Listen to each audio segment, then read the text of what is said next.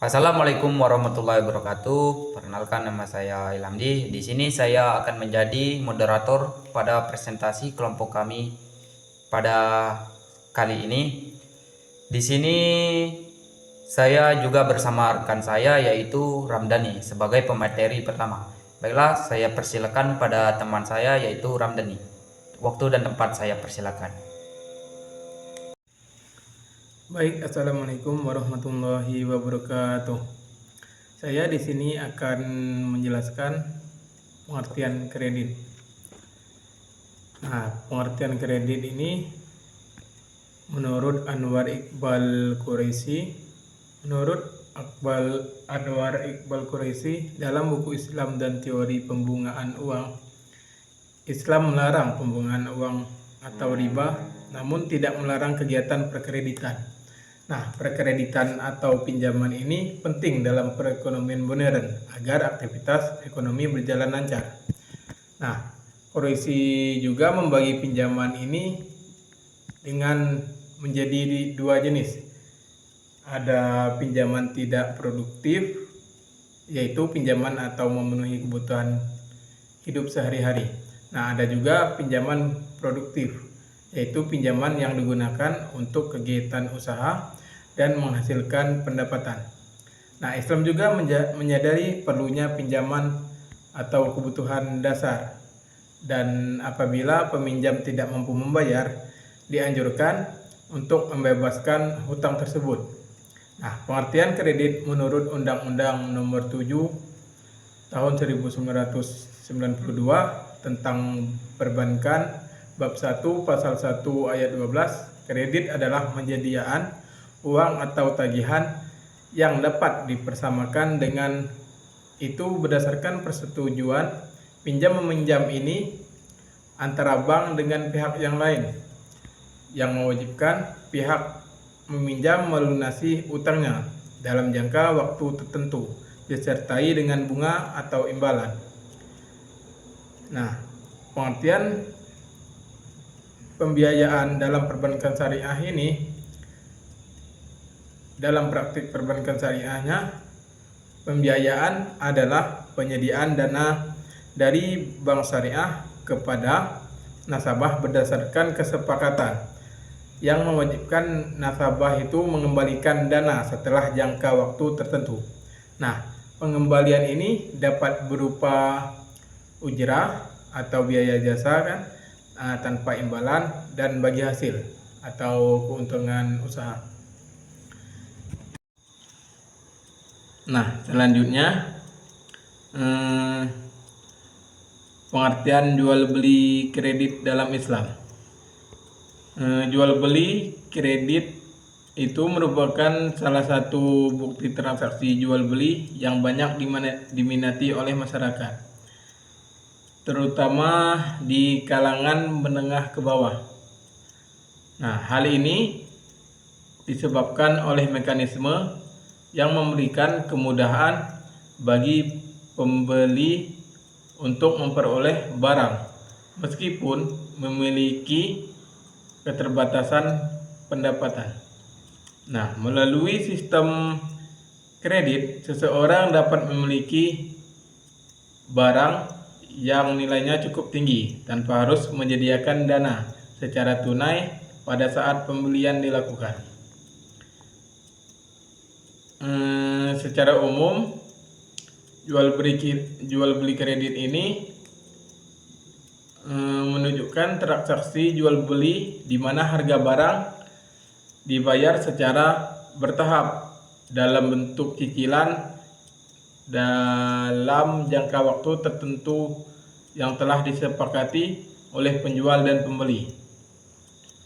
Nah, dalam mekanisme ini, barang diserahkan terlebih dahulu ke pembeli. Nah, sedangkan pembayarannya dilakukan secara waktu yang telah ditentukan. Nah, secara ketentuan mengenai jumlah cicilan atau durasi waktu serta harga total harus disepakati dengan jelas dari sejak awal untuk menghindari perselisihan. Nah, dalam perspektif hukum Islam ini jual beli kredit dibolehkan selama tidak mengandung unsur-unsur yang dilarang oleh syariat seperti riba, gharar, dan penipuan. Nah, Islam memberikan ruang bagi praktik jual beli kredit karena dapat membantu masyarakat memenuhi kebutuhan masyarakat secara lebih fleksibel. Nah,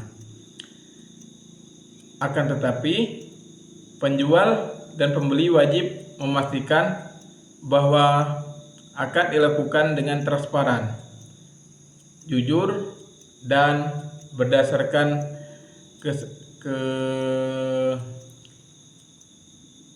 kerelaan diri masing-masing. Nah, adapun jual beli kredit dalam Islam ini dapat dipahami sebagai akad jual beli di mana barang diberikan terlebih dahulu kepada pembeli. Nah, sedangkan pembayarannya dilakukan beberapa waktu kemudian sesuai kesepakatannya. Sistem ini dianggap sah selama seluruh syariat dan rukun jual beli terpenuhi serta tidak terdapat pelanggaran atau penipuan dalam prinsip-prinsip syariah. Baik, selanjutnya hukum jual beli kredit dalam Islam. Para ulama berbeda pendapat mengenai hukum jual beli kredit ini.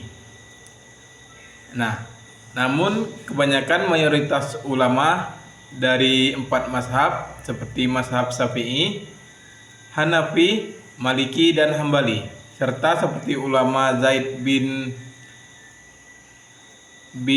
Ali dan sebagian besar fuqaha lainnya memperboleh jual beli dengan sistem ini. Nah, mereka memperboleh baik harga barang yang sama dengan harga cash maupun lebih tinggi dari uang tunainya.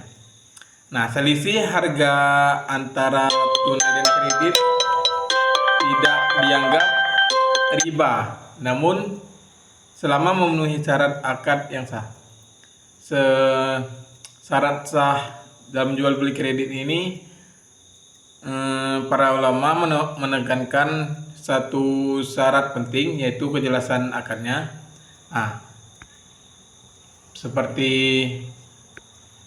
kalau kita mau jual beli kredit ini harus jelas akadnya, harus disepakati antara satu pihak sama lain, jadi jelas akadnya. Nah, di mana penjual dan pembeli harus sepakat dari awal, maksudnya bahwa transaksi itu dilakukan secara kredit. Nah, harga kredit itu juga harus jelas dan tidak ada samar-samar. Lama tempo dan jumlah cicil harus disepakati juga dengan terang supaya kita jelas akadnya bagaimana, seperti apa misalnya antara pihak lain dan pihak satu dan pihak keduanya lah. Nah, biasanya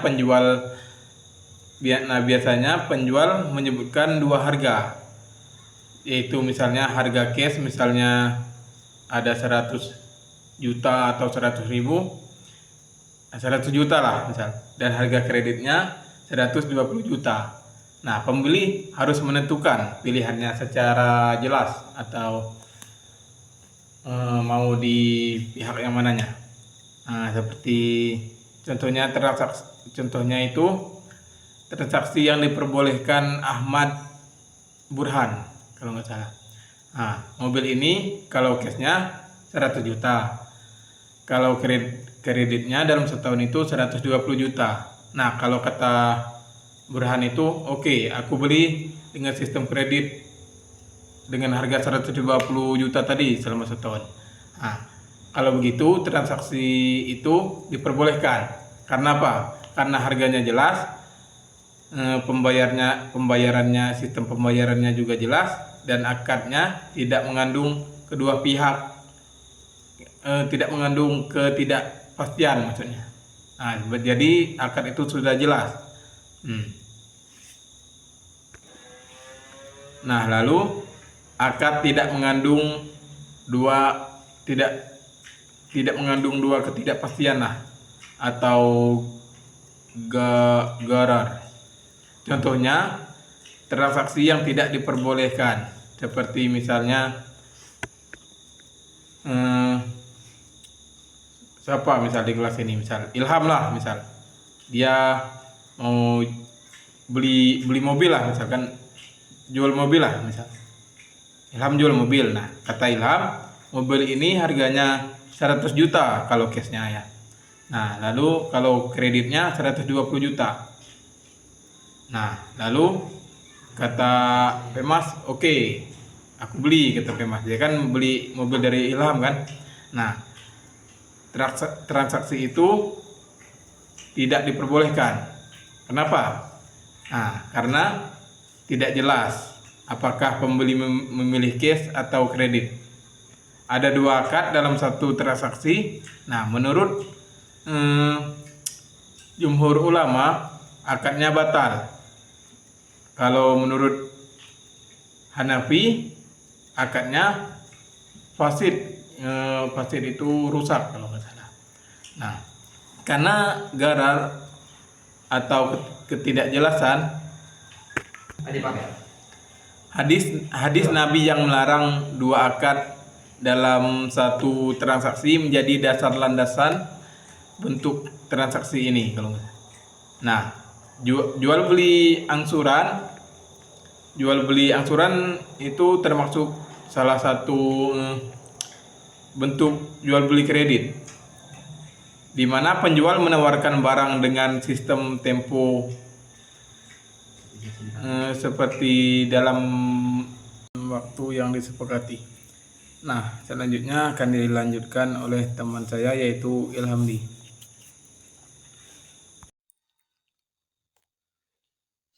Baiklah, selanjutnya saya akan menjelaskan dalil-dalil jual beli kredit.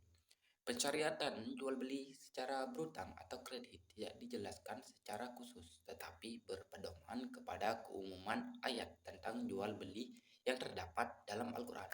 Surat Al-Baqarah ayat 282 dan surat Al-Baqarah ayat 283 yang pensyariatannya jual beli secara berutang atau kredit tidak dijelaskan secara khusus, tetapi berpedoman kepada keumuman ayat tentang jual beli yang terdapat dalam Al-Quran, surat Al-Baqarah ayat 282 dan surat Al-Baqarah ayat 283 yang membicarakan tentang bolehnya hukum jual beli secara berutang atau disebut bail al-muajjal. Pada surat Al-Baqarah ayat 282 yang dimana terjemahnya kayak gini. Wahai orang-orang yang beriman, apabila kamu berutang piutang untuk waktu yang ditentukan, hendaklah kamu mencatatnya. Hendaklah seorang pencatat di antara kamu menuliskannya dengan benar. Janganlah pencatat menolak untuk menuliskan sebagaimana Allah telah mengajarkan kepadanya, hendaklah dia mencatatnya. Dan orang yang berutang itu mendiktekannya, hendaklah dia bertakwa kepada Allah dan Allah Tuhannya. Dan janganlah dia mengurangi yang sedikit pun jika yang berutang itu orang yang kurang akalnya, lemah keadaannya, atau tidak mampu mendiktekan sendiri. Hendaklah walinya mendiktekannya dengan benar. Mintalah kesaksian 2 orang saksi laki-laki di antara kamu. Jika tidak ada saksi 2 orang laki-laki, boleh seseorang laki-laki dan 2 orang perempuan di antara orang-orang yang kamu sukai dari para saksi yang ada kan. Sehingga jika salah seseorang saksi perempuan lupa yang lain mengingatkannya, janganlah saksi itu menolak apabila dipanggil, dan janganlah kamu bosan mencatat sampai batas waktunya. Baik utang itu kecil maupun besar, yang demikian itu lebih adil di sisi Allah, lebih dapat menguatkan kesaksiannya, dan lebih mendekatkan kamu pada ketidakraguan, kecuali jika hal itu merupakan perniagaan atau perdagangan tunai yang kamu jelaskan di antara kamu, maka tidak ada dosa lagi kamu jika kamu tidak mencatatnya. Jadi ambillah saksi apabila kamu berjual beli, dan janganlah pencatatan mempersulit atau dipersulit. Begitu juga saksi. Jika kamu melakukan yang demikian, sesungguhnya hal itu sesuatu kefasikan padamu. Bertakwalah kepada Allah. Allah memberikan pengajaran kepadamu, dan Allah Maha mengetahui segala sesuatu. Baiklah, itulah terjemahan dari surat Al-Baqarah ayat 282. Selanjutnya adalah terjemahan ayat surat Al-Baqarah ayat 283, yang dimana terjemahannya kayak gini. Jika kamu dalam perjalanan sedangkan kamu tidak mendapatkan seseorang pencatat, hendaklah ada barang jaminan yang dipegang. Akan tetapi, jika sebagian kamu mempercayai sebagian yang lain, hendaklah yang dipercayai itu menunaikan amanatnya atau utangnya, dan hendaklah dia bertakwa kepada Allah, itu Tuhannya. Janganlah kamu menyembunyikan kesaksian, karena siapa yang menyembunyikannya, sesungguhnya hatinya berdosa. Allah Maha mengetahui apa yang kamu kerjakan. Dalam ayat ini Allah menunjukkan para hambanya. Allah beberapa aturan hamba Allah beberapa aturan apabila mereka bermuamalah secara tangguh. Apabila berutang, Allah menerangkan beberapa hukum untuk memelihara harta, yaitu membuat surat hutang, mengadakan saksi, dan jaminan. Apabila tidak ada yang membuat surat dan saksi, dan apabila kita perhatikan ayat pertama dari dua ayat ini, kita mengetahui bahwa ayat tersebut mengandung 15 kali suruhan dan 15 kali larangan. Diriwayatkan dari Aisyah radhiyallahu anha, dia telah berkata, Rasulullah Shallallahu alaihi wasallam pernah membeli makanan dari seseorang Yahudi dengan cara menangguhkan pembayarannya. Lalu beliau menyerahkan baju besi sebagai gadaiannya. Pada hadis ini, Nabi Shallallahu alaihi wasallam membeli bahan makanan dengan pembayarannya hutang atau jenisnya hutang, dan sebagai jaminannya beliau menggadaikan perisai atau baju besinya tadi. Dengan demikian, hadis ini menjadi dasar dibolehkan jual beli dengan pembayaran hutang dan pekreditan. Adalah satu bentuk jual beli dengan pembayaran hutang.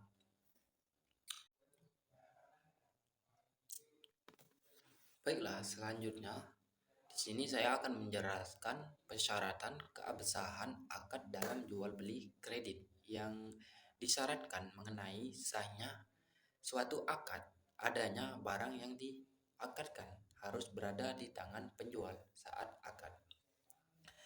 Maka jual beli dengan angsuran diperbolehkan jika penjualan telah memiliki barang sebelumnya. Dilakukannya dengan akad.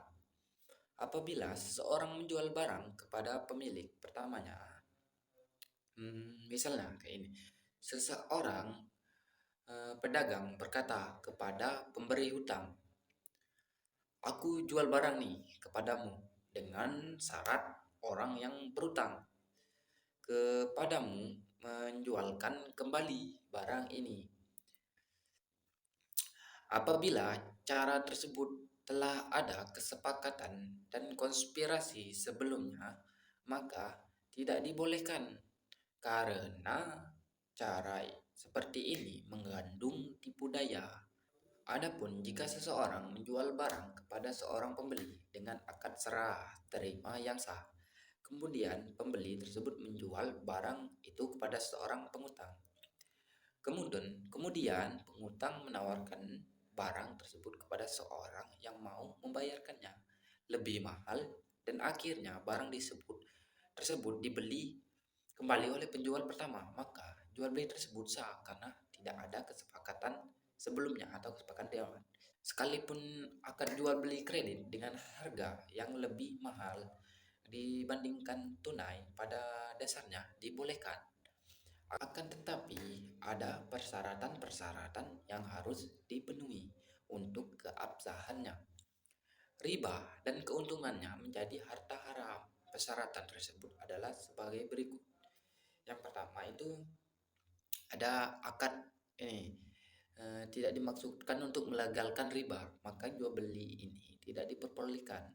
Juga tidak boleh dalam akad jual beli kredit dipisah antara harga tunai dengan harga margin yang diikat dengan waktu dan bunga karena ini menyerupai riba. Selanjutnya yaitu barang kedua yaitu barang terlebih dahulu dimiliki penjualan sebelum akad jual beli kredit dilangsungkan. Maka tidak boleh pihak penjual kredit langsung akad jual beli kredit motor dengan konsumennya. Kemudian setelah ia melakukan akad jual beli, ia harus memesan motor dan membelinya ke salah satu pusat penjualan motor, lalu menyerahkannya kepada pembeli. Nah, yang ketiga ada pihak penjualan kredit. Tidak boleh menjual barang yang telah dibeli tetapi belum diterima dan belum berada di tangannya kepada konsumen.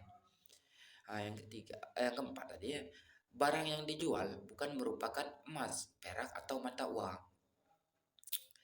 Yang kelima, barang dijual secara kredit harus diterima pembeli tunai pada saat akad berlangsung. Nah, yang keenam, pada saat transaksi dibuat harga harus satu dan jelas serta besarnya angsuran dan jangka waktu yang juga harus jelas.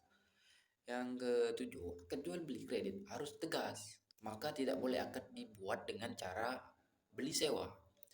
Tidak boleh membuat persyaratan Selanjutnya tidak boleh membuat persyaratan kewajiban membayar denda atau harga barang menjadi bertambah jika pembeli terlambat membayar angsuran. Karena ini adalah bentuk riba yang dilakukan oleh orang-orang jahiliyah di masa Rasulullah atau masa Nabi. Bentuk transaksi jual beli kredit yang diperbolehkan dan dipenuhi semua persyaratannya di atas ada dua. Yang pertama ada jika penjualnya telah memiliki terlebih dahulu barang yang akan dijual seperti pemilik showroom motor. Yang kedua itu jika penjual yang belum memiliki barang yang diinginkan konsumen seperti lembaga keuangan. Baiklah, di sini selanjutnya saya akan menjelaskan aspek kemaslahatan dalam jual beli kredit, yaitu pertama, khiyar dalam perdagangan dalam mengantisipasi terjadinya perselisihan pembeli dengan penjual, serta agar unsur keadilan dan kerelaan antara penjual dan pembeli dapat diciptakan dalam berjual beli. Maka syariat Islam memberi hak khiyar. Pengerti khiyar nih, kata khiyar itu berarti pilihan atau pemilihan. Dan yang dimaksud pilihan atau pemilihan itu adalah mencari yang terbaik di antara dua perkara, yaitu melangsungkan jual beli atau membatalkannya secara terminologis. Khiyar menurut ulama fiqh adalah hak pilih bagi salah satu atau kedua belah pihak yang melaksanakan transaksi untuk melangsungkan atau membatalkan transaksi yang disepakati sesuai dengan kondisi masing-masing pihak yang melakukan transaksi. Tujuan dari HIAR itu memberikan hak kepada para pihak agar tidak mengalami kerugian atau penyesalan di belakangnya, baik mengenai harga, kualitas maupun kuantitas barang tersebut. Di samping itu, hak HIAR juga dimaksudkan untuk menjamin agar akad yang diadakan benar-benar terjadi kerelaan penuh dari para pihak bersangkutan. Karena sukarela itu merupakan asas bagi sah sesuatu akad. Hak pilih atau HIAR dalam jual beli mempunyai persyaratan. Ada beberapa persyaratannya. Yang pertama, jika penjual dan pembeli masih berada di satu tempat dan belum berpisah, maka keduanya mempunyai hak HIAR untuk melakukan jual beli atau membatalkannya. Jika salah satu dan pembeli penjual mensyaratkan hak HIAR berlaku untuk waktu tertentu, kemudian keduanya menyepakati, maka keduanya terkait dengan hak pilih hingga waktunya habis, kemudian jual beli dilakukan. Yang ketiga, jika penjual menipu pembeli dengan penipuan kotor dan penipuan tersebut mencapai sepertiga lebih, misalnya menjual sesuatu yang harganya 10.000 dengan 15.000 atau 20.000, maka pembeli diperbolehkan jual beli atau membeli dengan harga standar. Jadi dengan harga standarnya. Keempat, jika penjual merahasiakan barang dagangannya, misalnya ia keluarkan yang baik dan merahasiakan yang jelek, atau menyimpankan yang jelek, atau memperlihatkan yang bagusnya aja dan menyembunyikan yang rusak, maka pembeli mempunyai hak HIAR untuk membatalkan jual beli atau melangsungkan. Yang kelima, jika terlihat cacat pada barang yang mengurangi nilainya dan sebelumnya tidak diketahui pembeli dan ia ridho dengan ketika proses tawar-menawar, maka pembeli mempunyai hak pilih antara membatalkannya atau meneruskannya. Yang keenam, jika penjual dan pembeli tidak sepakat tentang harga sesuatu barang atau sifatnya, maka keduanya bersumpah. Kemudian keduanya mempunyai hak pilih antara melangsungkan akad jual beli atau membatalkannya. Baiklah, selanjutnya yang kedua yaitu prinsip saling percaya atau al-amanah dalam jual beli. Prinsip ini sangat penting karena menjadi pondasi terciptanya transaksi yang adil, jujur, dan penuh keberkahan. Yang pertama, saya menjelaskan pengertian al-amanah. Al-amanah secara bahasa bermakna dapat dipercaya dan jujur. Dalam konteks jual beli, amanah berarti setiap pihak, baik penjual maupun pembeli, melakukan transaksi dengan kejujuran, tidak menipu, dan tidak menyembunyikan kebenaran. Jadi sikap ini membuat transaksi berjalan lancar dan menghilangkan unsur gahar atau ketidakjelasnya. Dalam pengertian pertama, pengertian amanah yang memiliki dalil tentang kejujuran jual beli. Islam memberikan perhatian besar terhadap amanah. Dalam Quran Al-Mutaffir ayat 1 sampai 3, Allah mengecamkan orang-orang yang mengurangi timbangan. Selain itu yaitu adalah hadis Nabi yang kedua dari Nabi Muhammad SAW bersabda bahwa perdagangan yang jujur dan amanah akan bersama para nabi, orang-orang yang benar, dan para syuhadanya. Ini menunjukkan betapa mulianya kedudukan pedagang yang menjaga amanah. Yang kedua itu saling percaya dalam jual beli.